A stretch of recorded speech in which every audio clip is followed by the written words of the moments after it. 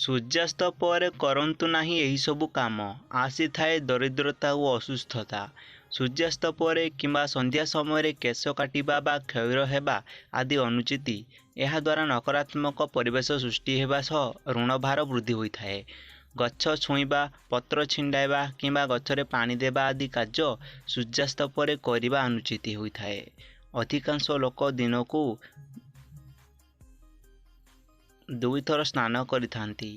ପ୍ରାତଃ ସ୍ନାନ ପରେ ମଥାରେ ଚନ୍ଦନ ତିଳକ ଲଗାଇବା ଅତ୍ୟନ୍ତ ଶୁଭ ବିବେଚନା କରାଯାଏ, କିନ୍ତୁ ସୂର୍ଯ୍ୟାସ୍ତ ପରେ ସ୍ନାନ କଲେ ମଥାରେ ଚନ୍ଦନ ଲଗାଇବା ଅନୁଚିତ। ଏହାଦ୍ୱାରା ଶରୀରରେ କଫର ମାତ୍ରା ବୃଦ୍ଧି ପାଇଥାଏ। ସୂର୍ଯ୍ୟାସ୍ତ ପରେ ଖାଦ୍ୟ କିମ୍ବା ପାଣିକୁ ଘୋଡ଼ାଇ ରଖିବା ଉଚିତ। ଏହିସବୁକୁ ଖୋଲା ରଖିଲେ ବିଷକ୍ରିୟା ସୃଷ୍ଟି ହୋଇଥାଏ ବୋଲି ବିଶ୍ୱାସ ରହିଛି। ଗରୁଡ଼ ପୁରାଣ ଅନୁସାରେ ସୂର୍ଯ୍ୟାସ୍ତ ପରେ ଅନ୍ତିମ ସଂସ୍କାର କରିବାକୁ ବାରଣ କରାଯାଇଛି। ଏପରି କଲେ ମୃତ ବ୍ୟକ୍ତି ପରଲୋକରେ କଷ୍ଟ ପାଇଥାନ୍ତି ବୋଲି କୁହାଯାଏ।